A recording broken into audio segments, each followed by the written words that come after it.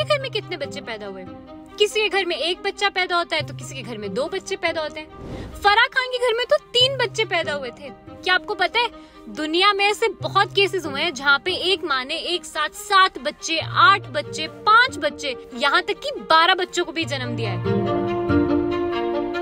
तो आज इस वीडियो में हम यही बात करने वाले हैं कि जब एक से ज्यादा बच्चे होते हैं तो उनको क्या कहते हैं और आखिर ये होता कैसे है। सबसे पहले बात करते हैं कि एक से ज्यादा बच्चे होने को क्या कहते हैं। जब भी 2 बच्चे पैदा होते हैं तो उनको ट्विंस कहा जाता है। जब 3 बच्चे पैदा होते हैं तो उनको ट्रिपलेट्स कहा जाता है। जब 4 बच्चे पैदा होते हैं तो उनको क्वाड्रुप्लेट्स कहा जाता है। जब 5 बच्चे पैदा होते हैं तो उनको क्विंटुप्लेट्स कहा जाता है। जब 6 बच्चे पैदा होते हैं तो उनको सेक्सट्यूप्लेट्स कहा जाता है। जब 7 बच्चे पैदा होते हैं तो उनको सेप्ट्यूप्लेट्स कहा जाता है। जब 8 बच्चे पैदा होते हैं तो उनको ऑक्ट्यूप्लेट्स कहा जाता है।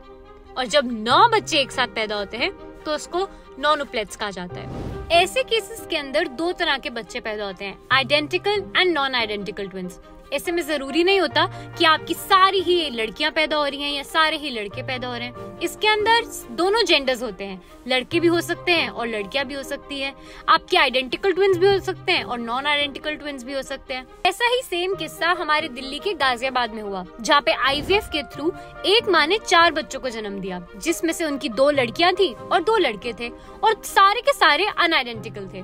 ऐसा ही सेम केस उड़ीसा में भी हुआ, जहाँ पे एक माँ ने नेचुरली 4 बच्चे कंसीव किए और चारों के 4 बहुत ही हेल्दी पैदा हुए, जिसमें से 3 लड़कियां थी और 1 लड़का था। पर इन सभी बच्चों को सबसे पहले SNCU में रखा जाता है। SNCU मतलब स्पेशल न्यूबॉर्न केयर यूनिट के अंदर। जयपुर में भी एक माँ ने 5 बच्चों को एक साथ जन्म दिया, बट उनका 1 बच्चा डेड बॉर्न हुआ और बाकी के 4 बच्चे काफी हेल्दी पैदा हुए। ऐसे ही एक माँ ने 6 बच्चों को भी जन्म दिया MP में, और एक माँ ने अमेरिका के अंदर 12 बच्चों को एक साथ जन्म दिया। अब जानते हैं कि आखिर ऐसा क्या होता है कि एक माँ इतने सारे बच्चों को एक साथ जन्म देती है। एक्चुअल में क्या होता है कि जब भी ट्विंस पैदा होते हैं ना, हमारी ओवरी 2 एग्स रिलीज करती है और दोनों के दोनों फर्टिलाइज हो जाते हैं और ट्विंस हो जाते हैं।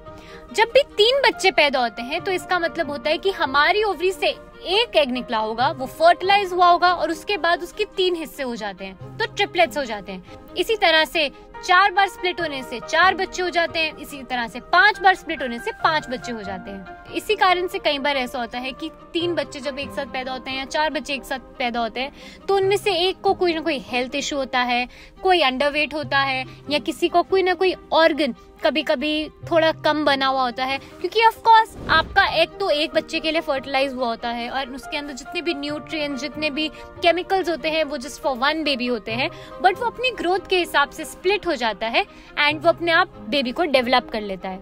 ऐसी ही वीडियोस के लिए आप हेल्थ लाइफ को सब्सक्राइब कीजिए, इस वीडियो को लाइक एंड शेयर कीजिए।